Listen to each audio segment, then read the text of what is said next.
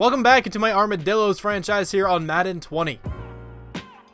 Don't mind the beanie, my hair is just messed up and I'm lazy, okay? So last episode we finished off the regular season and we did not make the playoffs, but I still think it was an interesting game, so if you missed out on that episode, definitely go back and watch it. But if you guys enjoyed the video and are not yet subscribed to the channel, I would greatly appreciate it if you could hit that subscribe button. I would love to have you guys back for my next upload. Also, if you enjoyed the video, I would greatly appreciate it as well if you could leave a like down below. It is now my favorite time of any franchise series.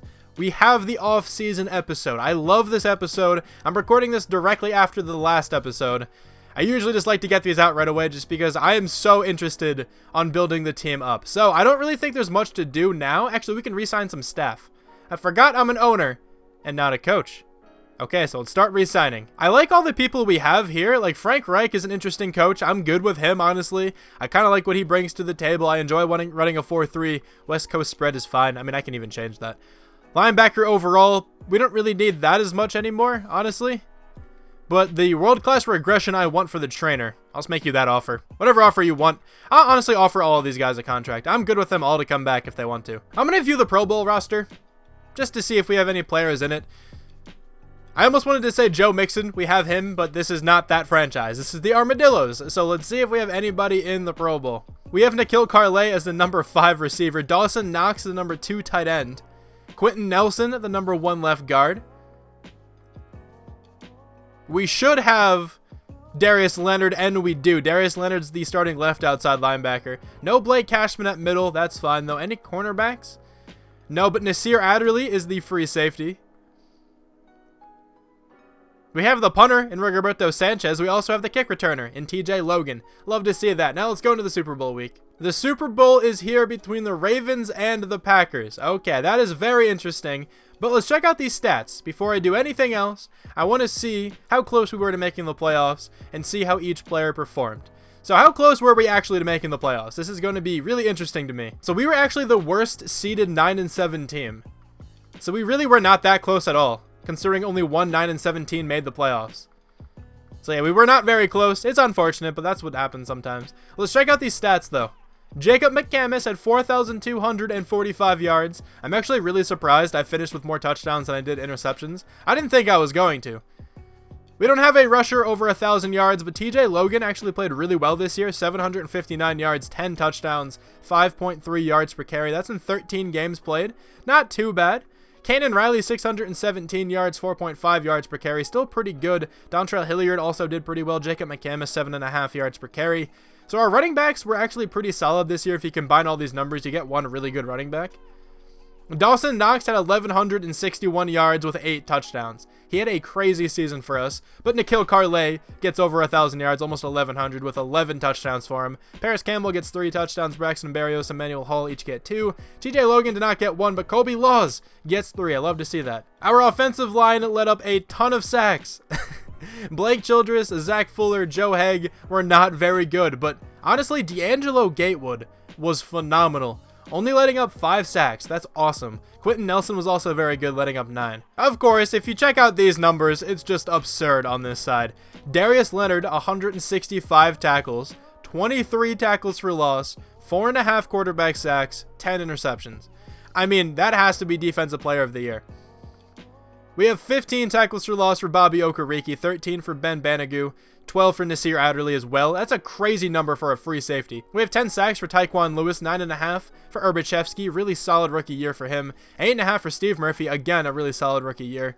Interceptions, we already saw Darius Leonard, but Nasir Adderley also gets double-digit picks. 6 for Blake Cashman, 5 for Okereke, 3 for Kari Willis, 2 for Marvel Tell, 1 for Troy Apke. We didn't really get all that many forced fumbles. I mean, that's actually a pretty solid number, to be honest. How many fumble recoveries do we have? We have 3 for Banagoo. That's pretty cool. Defensive touchdowns. Of course, Darius Leonard leads the team with 6. How many safeties do we have? We have 2 for Okereke. Love that. We have 1 blocked kick. At the end of the season, George Odom got it for a touchdown, which is cool to see. So offensive yardage, we were 4th. That makes sense. We actually had a ton of yards. We're probably near the top for points per game as well. We actually are on top, 31.1. Passing touchdowns, not near the top there. Rushing touchdowns, not near the top there. First downs, probably. We're probably close. Yeah, we're 3rd for that. And then defense, look at total defense, we're probably dead last. We are dead last, at least in total yards allowed. Points allowed, we're probably last. Quarterback sacks, we actually are second, which is cool. Fumbles, we are second in that. Interceptions, we're definitely at the top with 37. A lot more than the next best team. Deshaun Watson is going to win MVP of the 11-5 Texans. Any armadillos in here? Didn't think so. It's whatever, though. AFC Offensive Player of the Year, Deshaun Watson. We're not going to see any armadillos here, most likely. Defensive Player of the Year is Darius Leonard, followed by Nasir Adderley. Now, I really hope Nasir Adderley can go up to X Factor after this season. That would be fantastic. Bobby Okereke even makes it at number 8. I love to see that. Okay. Offensive Rookie of the Year is actually Jacob McCamus. I think N'Keal Carlay deserves it a lot more. Kanan Riley at number 3. Kobe Laws at number 6. Stephen Roll even makes it at number 8. Defensive Rookie of the Year is Cade Huffman. Stephen Murphy just barely loses to him. Nick Urbashevsky at number 4. Charles McVicker at number 6. Best quarterback is going to be Deshaun Watson. Of course, we don't have Jacob McCamus. Best running back is Melvin Gordon. No running back on our team. Best wide receiver is Emmanuel Sanders, but N'Keal Carlay at number 5. Best offensive lineman is actually Quentin Nelson. Love to see that. Best defensive lineman is Myles Garrett. No armadillos in there. Best linebacker is Darius Leonard. Bobby Okereke at number 4, though. Blake Cashman at number 8. All of our linebackers up there. Best defensive back is Nasir Adderley. Best kicker, Justin Tucker, but Jonathan Brown at number 5. So we actually got really close to winning a lot of those awards, and we did win a good number of them, which is awesome. So now, this is a very exciting part of the video as well. We get to see the experience points that we have at the end of the year, and also who went up in development. So immediately on the offense, I see a few things. The first thing, though, is N'Keal Carlay is an X Factor. Oh my, this is awesome. What is his ability? It is double me. Aggressive receivers overpower defenders and attack the football. When they enter the zone, this ability increases their success rate on aggressive catches against single coverage. I love that. I'm so happy he's an X Factor. We also have Dawson Knox being a star, which is definitely deserved. He had a really good season for us. Hopefully he can go up to Superstar and maybe even X Factor in these coming years. Jacob McCamus was not impacted. That's fine, though. Didn't really expect that to happen because his season was really not all that good. Now, defensively, I'm looking at Nasir Adderley first. And he is up to X Factor. I love that so much. Thank you, Nasir Adderley. Anybody else go up in development? I think Bobby Okereke is up to Star. I'm pretty sure he was normal before that. Blake Cashman did not go up. I'm surprised Tyquan Lewis didn't. Stephen Murphy, Nick Urbashevsky both did not go up as well. Okay, so at least we have 2 new X Factors, though. I mean, I can't really be too upset with that. That is awesome to see. But now, let's advance by this week after I spend my scouting points. Okay, all the points were spent, so let's advance by Super Bowl 55, and let's see who's going to win. The winner is the Green Bay Packers, 35-33. Very close Super Bowl. Who has to come back to the team, though? Do I even want any of these guys? Josh Adams is here, Tay Davis, Dontrell Hilliard. Honestly, I don't want any of these people. Actually, the more I look at it, I do see TJ Logan. I think TJ Logan is definitely worth bringing back to the team. He's going to be it, though, I think. I'm pretty sure we can replace, like, almost all of these players really, really easily. TJ Logan, though, I at least like having as, like, a kick returner on this team. So, I'll give him a 5-year contract if he wants it. Okay, he's coming back to the team. That's the only player I want. This may be the most exciting part of the video, honestly. I mean, I like drafting as well, but it's also really cool to see who is in free agency. So here we go. We get to sign some free agents, and we can sign a ton of free agents. $115.8 million. I'm not sure how many I'll go after, but the top free agent is Trent Williams. But I do see some interesting running backs. So we have Kareem Hunt. We have Dalvin Cook. Leonard Fournette, James White, Jordan Howard. Okay, I think the player I want is Dalvin Cook. He seems like such a fun running back to use, and I've really never used him before. Dalvin Cook is a great running back. I mean, it could go after Kareem Hunt as well. He's also a beast. But honestly, I think I would rather have Dalvin Cook on the team. But who else is here, right? So let's just check out a little bit more. Trent Williams, of course, is here. Marcus Williams is here. I don't really need another safety. He could play strong safety for us, I guess. Chidobe Awuzie could be an acquisition for us. He's a really solid cornerback who's very fast. And we definitely need an upgrade at cornerback. Okay, Will Fuller could be a deep threat receiver for us. Who else is here at receiver if there's anybody else I want? Doesn't really seem like there's anyone else here who I really want to go after. Let's also check to see if anybody down here has a good development trait. Ryan Kelly could be a great upgrade at center too. He could be a player we go after. I don't want to go after like a ton of players like I said before. Also, Tack McKinley has superstar. He could be interesting. I don't want to go after a ton of players just because that makes it kind of boring to me. I like building teams over time, you know? So I think I'm just going to go after a few of these guys. Starting out, though, with Dalvin Cook. Okay, let's advance by the week and see who we got. I went after 3 players. We got Dalvin Cook, we got Chidobe Awuzie, and we did not get Laramie Tunsil. I didn't give him all that much money because he was super expensive. I just tied the contract or the points of the next best team, and he rejected. That's fine. I do still like our tackles. I just was going after him just because Zach Fuller wasn't very good this last year. I also sent a contract to Alex Mack, and he accepted.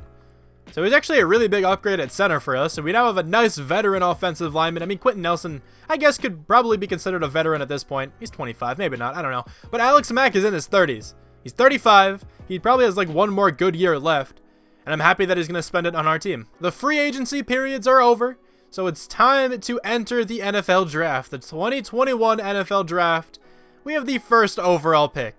That is awesome to see. I think we have like 3 or 4 first-round draft picks. We have 3. I'm probably going to be looking to trade this pick away, just because I don't want anybody near the top as much.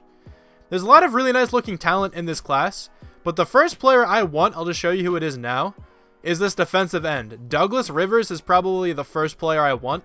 Either him or this cornerback, Landry Montgomery. We don't really need corner as much anymore, but I mean, come on, just look at this guy. He could probably play safety for us, to be honest.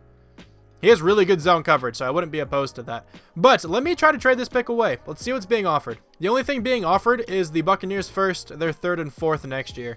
Okay, I don't really want to do that, so maybe we can trade back with the Bengals. Okay, I'm doing a 1st this year and a 3rd next year for the Bengals 1st this year, 2nd this year, and 1st next year. I think that's fine. I think it's worth it. Let me simulate by this pick, though. Let's see who the Bengals decide to take. They go Everett Lowe, a quarterback out of Oklahoma State, 72 overall. Okay, so the thing is here, we could probably still wait to land the players I want. Honestly, I can probably take them both at 11 and then at 17, but I almost don't want to wait for that. They're both projected to go late 1st round, but both of their talents are early 1st round. I could also do it from the Browns. Actually, no, I'm going to do it with the Dolphins because I'm landing a 3rd round draft pick again next year, which I traded away to get the Bengals draft picks. So let's do this. We're going to move back to pick number 7, also taking another 2nd rounder this year. I think that's fine. All the players I want should still be available at this point. Dante Acosta goes, middle linebacker. Okay, so I guess first, who should we go with? I don't really think I'm going to have to worry about who to take here, to be honest. So I'm just going to go with Douglas Rivers, just because he's a bit more of a need right now at defensive end. Welcome to the team.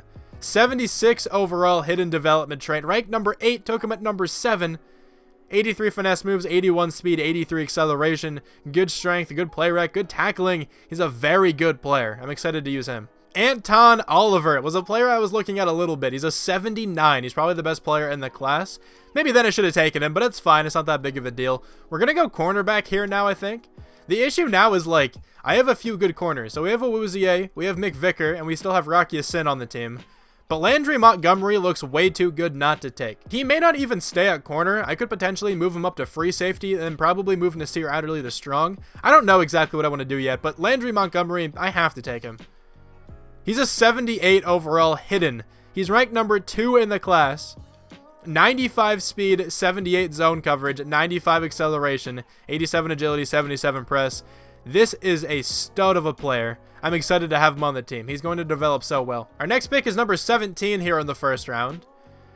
And now, I'm not exactly sure at all who I want to go with. I could go Sean Whitfield, a really nice looking offensive lineman. The only thing deterring me from that is that there's another good offensive lineman down here who's a mid 4th rounder, so I can probably take somebody else now. And we only really need one more offensive lineman. So I'm actually okay to wait on that guy. Because if you look at his top 3 skills too, he is A-, B+, B+, whereas this guy's A- is across the board. So I'm fine with that guy down there. The next player I want is John Levy. I know this is going to be a reach if I take him right now, because his talent is early 2nd rounder, and we're still in like the mid to late 1st round. But I don't think I can risk him being there in the early 2nd round. I know this is like projection, early 2nd round. But I feel like he's going to go late 1st. I have a lot of players down here who are probably better, and I know that they're better. But I still think I'm going to go John Levy, just because look at this dude. He's 6'6" and ran a 4.43. Even if he's like in the 60s, he could be such a fun player to develop. I do think though he's going to be low 70s. Hopefully he at least has hidden development though. This could be a bust. I'm fully saying it right now. It definitely could be a bust, but I think he's worth it. He's a 69, but he does have hidden. Okay, so he's ranked number 40. We took him at number 17. But 92 speed, 89 acceleration, 74 catching, 80 spectacular catch. This is such a fun receiver to use, right? Because he's 6'6". He's going to be our number 1 receiver now. I really wanted to get a number 1 like jump ball receiver who could just go up and get it. N'Keal Carlay is not that guy. N'Keal Carlay could probably move down to the slot and be the 2 in the slot, where I think he's going to be much, much better. You can talk about how much of a reach that is all you want. I don't think that was. I know it technically was, but I would totally make that pick again, even knowing his overall and everything. So at this point then in the second round, who do we go with? Okay, so I'm just going to be looking probably at talent at this point, just to see who the best available players are. So I have a few more guys with first round talent. It's actually only 2 guys, and they're both offensive linemen. And I don't need to trade down any more picks. I have a lot of draft picks for next year. I'm content with what I have. So I could probably just take some of these guys down here who are supposed to go in like the second round. Like Kyle Anders is supposed to go in the second round. Even though he's going to be worse than these guys, I'm going to take him now. He's a 68 overall with normal development. Not a bad player. He's going to be some good depth. He'll probably move down to defensive end or something because he's a pass rusher. So we have a third rounder, a couple fourths. We have 4 of those, 1 fifth, a few sixth, and an undrafted guy. Only 2 of these guys have first round talent, so I should probably actually start taking them based on talent, more so than when they're supposed to go. I have it sorted pretty much by talent, except for this guy, because he's undrafted. I can get him really late. But I guess now let's just start taking the players we have. So Roy Ritchie is probably the best player we have left, and he's going to play a lot, so I'm going to take him now. He's a 76 overall with hidden development. That was a great draft pick. He's ranked number 4. We took him at number 39. Awful run block finesse. Good lord. But really good pass block finesse, and good strength. I will take that. Oh man, this is going to be a fun draft. We're getting so many new players. A lot of these guys are just going to be backups, but it's fine. Jay Heller will be the next player we take. The last first round projection I have. He's ranked number 10. We took him at number 49. He's going to be our backup center. Hopefully he can learn behind Alex Mack though. So right now the next best player I have is this Denard Atkins guy. But he's supposed to go undrafted. So I really don't want to take him right now. And he's also only a fullback. You know, he's not super valuable. But, like, these guys would be reaches right now. So I think I will be trading away this draft pick, just to see what else I can get. I'll just only take stuff for next year at this point. I don't want anything else for this year. There's a second next year from the Raiders I will definitely be taking if I don't like anything else. A second and a 7th from the Eagles. The Eagles are actually kind of bad this year, and their cap situation is getting really bad. I'm going to take that. I'm not sure if they signed in free agency, but I feel like they won't be all that good in this next year, because like the Eagles regress a lot. They have a pretty old team and they have a lot of money, so they can't really bring in any new players. At this point then, I'm just going to take Matthew Gordon because he's the best available player I have who isn't this fullback. He's a 66 with normal. The rest of these picks aren't going to be crazy. Maybe we can just land a random hidden, but I highly doubt we'll be able to. But a lot of these guys will be in the 60s. I think that fullback may actually be close to the 70s. I don't know if he'll be up there or not, but like I said, like the end of these drafts are never really that interesting.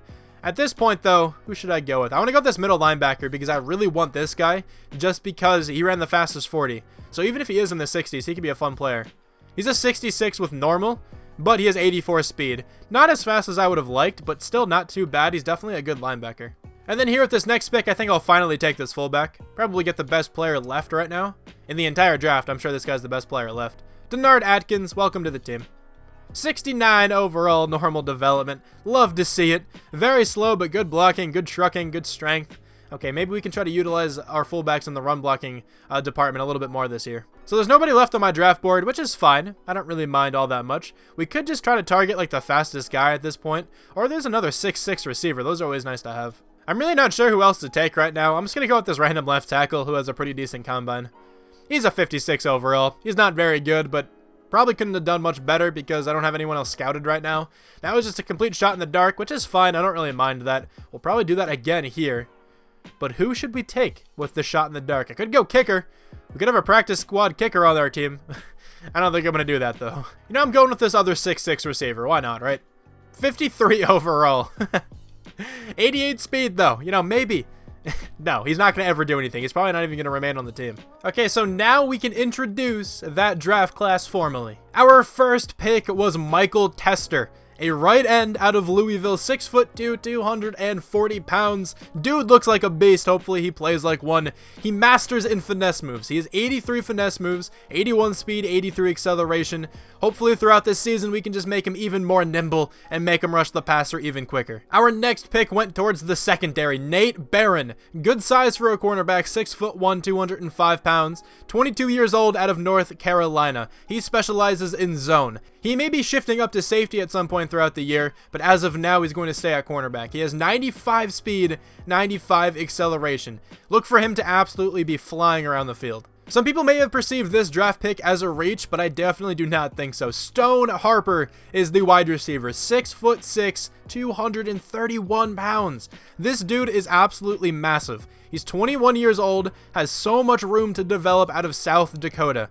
Okay, so he can move. He has 92 speed, really good speed for his size, 89 acceleration, reaches that top speed quickly, can't catch all that well, and also can't route run too well, but those are definitely things we can teach him along the way. Look for him to be the #1 receiver on this team this upcoming year and win every jump ball he can. Now, this player isn't super needed on the team, but I definitely think he can get some playtime as a rotational pass rusher. He has good size and has some pretty good stats. It's Mateo Quintanar. Let me know if I'm mispronouncing any of these names, by the way, because I have no idea how some of these are pronounced. He has 80 speed, 80 acceleration, and 80 finesse moves. All very solid stats there. Not the best block shed at 67, but that's something we can definitely work on. We were also able to land a really solid left guard, Brady Knoll. He'll probably slide to right guard because Quentin Nelson already has left guard duties filled. He's out of Penn State, 21 years old, not the tallest, being 6'2", but still 308 pounds is good size there. He's strong. He has 86 strength, 84 pass block, 85 pass block finesse, all looking really nice, but where he struggles is run blocking. 74 run blocking, 65 run block power, 58 run block finesse. Definitely something we have to improve throughout the year. We were also able to land another really solid offensive lineman in GERARDO SPROET. 6'4", 296 pounds, out of Stanford. He's a 76 overall center. Not the best strength, but still not bad at 82. Good pass block power, good pass block finesse. Again, struggling at run block. 73 run block, 71 run block power, 73 run block finesse. He's going to be backing up Alex Mack, where I'm sure he's going to learn a ton. The Armadillos were able to land William Yost as well in this draft. Backup middle linebacker, playing behind Blake Cashman for this year. 6 feet tall, 246 pounds, out of New Mexico State. He can move. He has 84 speed. He actually tested the best out of every linebacker in the 40-yard dash. 81 tackling, 76 block shed, 80 hit power. Doesn't do anything extremely well, but I think he's going to be really solid depth and has some good linebackers to learn behind. Adding even more to this defensive line, we have Juan Pablo, a 6'4", 286 pound defensive end out of Buffalo. He has good strength and good power moves, paired with decent speed, 74 speed for him, the same acceleration as that. I think he can be a pretty decent player, but I'm not sure how much playtime he'll get. Last but not least, we have the 69 overall legend, Avon Ramirez at fullback. He's 6'3", 258 pounds, out of California. He has 83 lead block, which is really solid, good strength at 85, good acceleration, not the best speed, but we don't run with the fullback all that much. I think he is definitely capable of running the fullback dives we call. Alright, so that is going to be that draft class. Shout out to all of you guys who I named a player after. It's definitely awesome to have you guys on this team with me. Also, I didn't bother naming the left tackle after anybody or whoever else we drafted after that. I think it was another receiver. They both probably won't make the final lineup anyway, so I didn't want to waste a name on that. But anyway, thank you guys so much for watching this video. I really hope you enjoyed the offseason episode. I think the team got a ton better. Next time we will be spending all the experience points we have. I'll also be changing the lineup and potentially changing the playbooks to fit what kind of offense and defense I want to run this next year. But thank you so much one more time for watching, and I'll talk to you guys soon. Bye.